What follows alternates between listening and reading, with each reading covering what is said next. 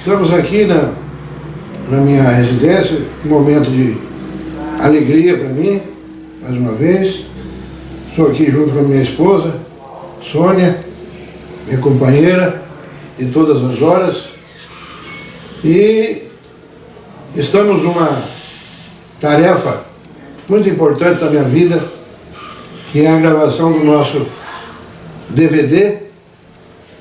E eu quero aproveitar para explicar para a comunidade, para as pessoas que me vê tocar, né, o motivo de usar esse traje.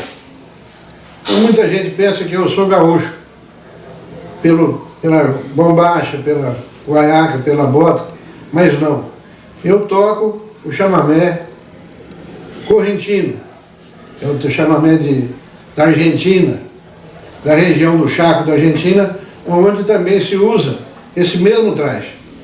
Então, para me identificar melhor com os músicos de lá, e até com sentimento musical, eu uso esse traje. Eu quero dizer que esse traje, a bombacha, ela é de origem árabe.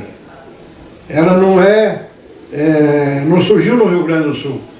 Ela não é assim uma coisa puramente gauchesca.